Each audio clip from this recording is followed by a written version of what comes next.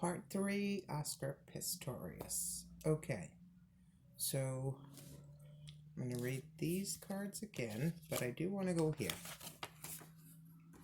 The poison apple. Poison apples symbolizes toxic friendships or two-faced people. If drawn in a relationship spread, then there is a toxic person around. Always means there is insincerity involved. Will come up if there is a narcissist or player type personality involved. So I don't know if, let's put it this way. She did not run into the bathroom with 2 phones because somebody was contacting her. She ran into the bathroom with 2 phones because somebody was contacting him. So I think they had already gotten into an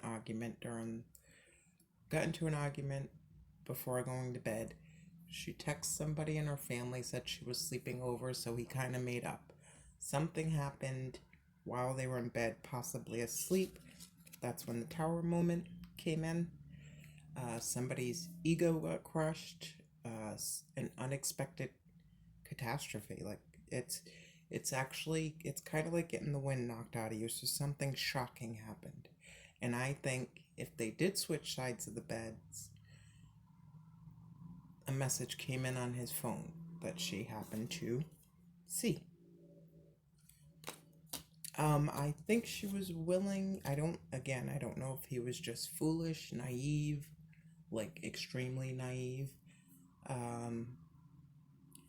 possibly gay, possibly bisexual, or did not want to marry her and have a baby, and that's where they were headed. So the poison apple, toxic friendships. The eucalyptus also speaks of, the eucalyptus leaves are poisonous also.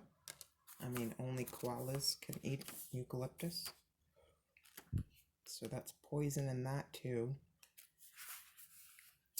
Speaks of balance. Again, it says, try to strike the right balance between overt enthusiasm and lack of interest. Again, I think she was way interested and he was less.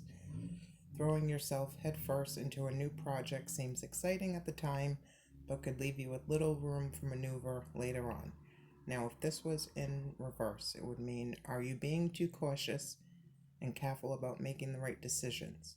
Although it is wise to weigh up the pros and cons of each of your options, it is not helpful to become so anxious about them that you rid yourself of all spontaneity.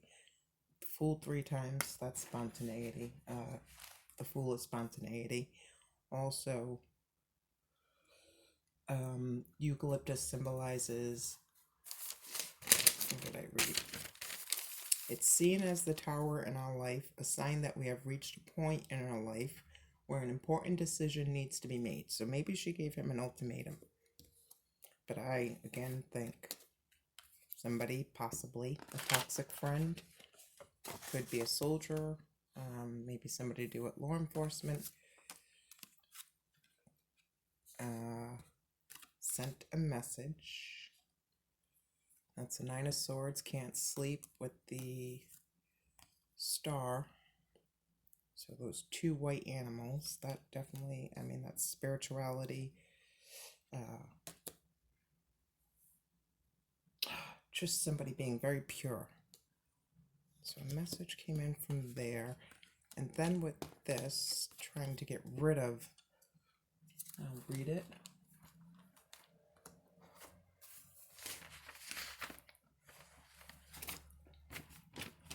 It says, getting rid of useless things in your life. No more old ways. Update, modernize. Don't burden yourself with what's no longer pleasing or helping you. Some things are best left in the past. So, again, I think he felt he was way more important than her and should have been bowed down to in a way. And in actuality, she was the star.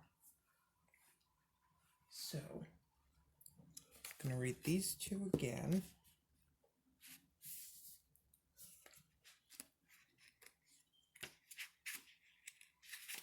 So, trying to get rid of something and update it. Patrimony as an act of continuity symbolizes the human virtue of possession by inheritance. Associated with the sun, the letter P and the number 1 represents the principle of natural prosecution. As an element of prediction, it promises friendship bequests, inheritance by own rights, donations, testaments, traditions, forefathers, family, conjugal affinity, sexual kinship, for a man, danger because of a woman. For a man, danger because of a woman. For a woman, danger of seduction. So he felt threatened and in danger at that point when she got the phone, was going to get the secrets. So for her, again, the Tower, fragility. I'll read the last part. The struggle between the brain, heart, and sex is terrible. Sex dominates the brain. Then the star of 5 points, the pentagram, is inverted, and the human being, with his head aiming downwards and his 2 legs aiming upwards, is precipitated towards the bottom of the abyss. Whosoever allows himself to fall then falls with the 16th arcanum, which is the fulminated tower. The departure from Eden coincides with the 16th arcanum. Eden or paradise must be understood as being sex. We departed through the doors of sex, and only through those doors will we return. So she definitely got a shake-up of some kind. In this deck, it looks like it was more sexual than anything else. Let's see if I can find the druid. And the weird thing is I see, like, he had blood on his legs and feet. Sacralize. Hold firmly to what you believe and things will clarify. The guidance you seek comes from an authoritative source. Sometimes your beliefs isolate you into feeling unusual. Find your spiritual family, the ones who share your outlook, in order to enter a clearer relationship with your deeply held views.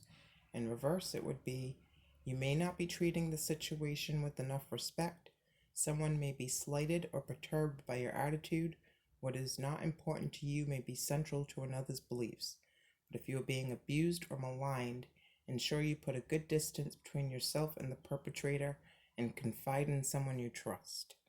So I don't know if he, and this also, not going to read the whole story, but it says, when screams issue from the womb of a pregnant woman in the hall, divines that the unborn girl, there's a story behind it.